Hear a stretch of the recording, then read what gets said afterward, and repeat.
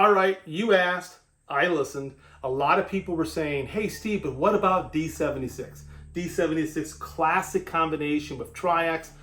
And I was like, okay. So I went out to the studio this morning and I mixed up a fresh batch of D-76. And by the way, if you're looking for a way to save money, that's the easiest way. Mix basic developers and stuff like that from dry powder. All you need is the powder, a way to heat the water, and a scale, and you're in business. And I'll actually post the formula for D-76 in the video. So I've got the scene all set up again like yesterday. I've remetered everything. Fortunately, the light is very similar to how it was yesterday afternoon.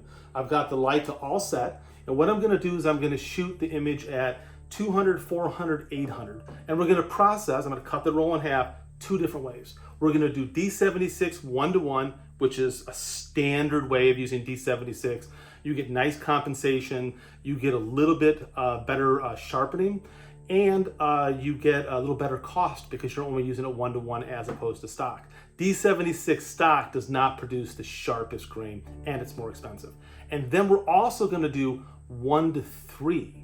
Now, Kodak doesn't show 1:3 anymore on their paperwork, but 1:3 gives you a lot of compensation, and it also gives you even more sharpness. So the grain is gonna be even crisper than it would be at 1:1. So I have the camera all set. We'll take some photos and go process the film. So I'm gonna do f5.6, all the way to f4. So this is at 100. Just see how well the overexposure tolerance is. 200. 400, 800. I'm not gonna go to 16 because that's not gonna work. So that was 800, 400, 200, 100. Let's do it again. And I'll just keep doing this for the whole roll of film so I have no problem cutting it in half later. Okay, so working with D-76, couple of things. D-76 came out in 1927. It's a classic, beautiful developer. And once again, I highly encourage you to mix it yourself if you can. I mix very small quantities, like 1,000 mils at a time. It's enough for me to do, a nice batch of film, and that way I'm always working with the freshest developer. I also like to allow the developer to rest for usually 24 hours before I use it, so it completely stabilizes. D-76 is good for about 6 months, maybe a little bit longer, and you leave it at stock strength until you're ready to use it. Minimum quantity, this is an important thing. Minimum quantity, general rule of thumb for a developer is 100 mils of developer. So for D-76, if you're gonna do 1:1, which is what we're gonna do, we'd have to have 100 mils of developer to 100 milliliters of water. And as long as we keep that ratio at 1:1, we're fine. However, on the next process that we're gonna do, which is 1:3, or if I was even doing a 1:5, you need to absolutely maintain that 100 mils or even up to 150 mils of active developer, which is what Steve and Shell recommends. And in order to do that, you may have to use a larger tank and just have fewer reels in it in order to have the proper amount of chemistry for the film that you're processing. So I've got right now measured up a 1:1 D-76. My processing time for box speed of Fomapan 400 is 13 minutes. And I'm gonna agitate differently than I did yesterday because this is my technique for D-76. What I like to do is to agitate for the first 30 seconds, 2 inversions per 5 seconds. That's the same.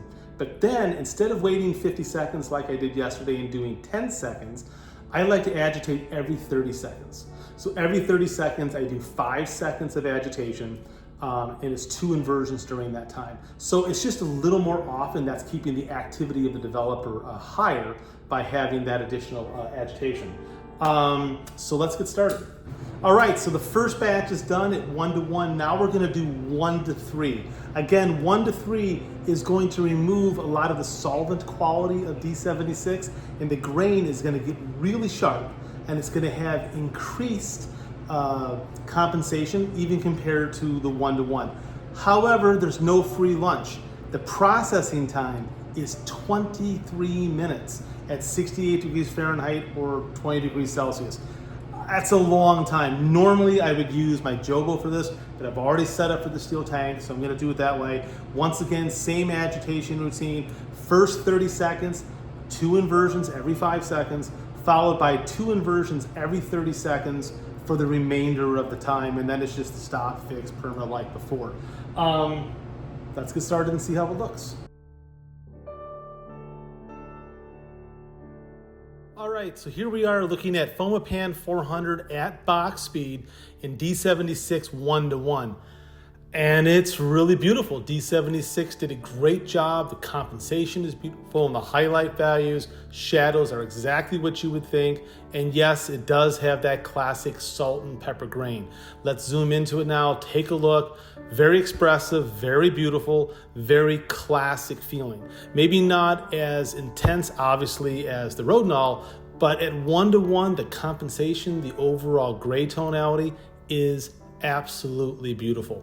I did test the exposure latitude in terms of the EI, and absolutely 100 could be used, 200 could be used, 400 could be used, 800 could be used. You know, obviously 1 and 8 are going to be, you know, on the edge a little bit, but 400 box speed at the time that I gave is really just beautiful with D76 1:1. Let's now take a look at D76 1:3. Now remember, this is going to give a little sharper grain, and it's going to give even a little bit better compensation. What I'm looking at is, I'd say the compensation really, in my opinion, isn't better with this film. It's actually kind of similar. And the grain is, yes, a little bit sharper, but it is not by a lot. The overall feeling and contrast is nice. It does feel a little coarser to the eye than the 1:1, which it should, because it doesn't have as much of the solvent effect going on in the developer, and as a result, you're getting that little bit more punch. And the question just really is, which one would you prefer? All right, so now you're seeing them side by side, D76 1:1, D76 1:3. I like 1:1 better, I have to admit. And that's not a bad thing, because that means I can use 1:1 for pushing, which is quite easy if I needed to. I just like what the grain is doing. I like what the gray is doing on the wood. The 1:3 definitely has a little more pop, but I don't like what it's doing with the window. It's not quite controlling it as well as the 1:3, and I just think that the 1:1 in D76 feels better to my eye.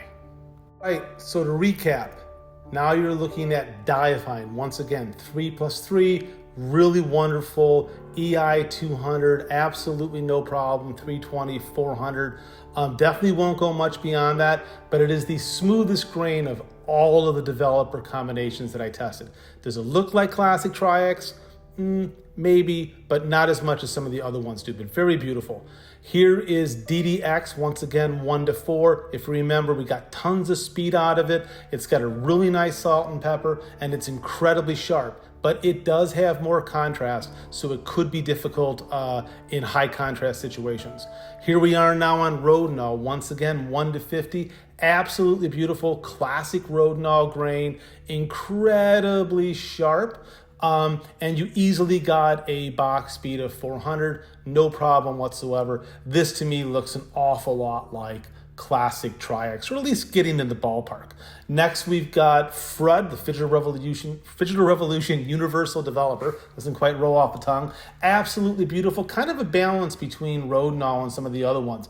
Really sharp grain, but not as sharp overall as the Rodinal, yet a beautiful tonality and great highlights. And finally, D76 1:1. I think that's the best on the D76. It looks great. It's really beautiful. But once again, not quite as sharp as the Rodinal. But I would say this is a real close runner-up compared to the Rodinal for that overall Tri-X look.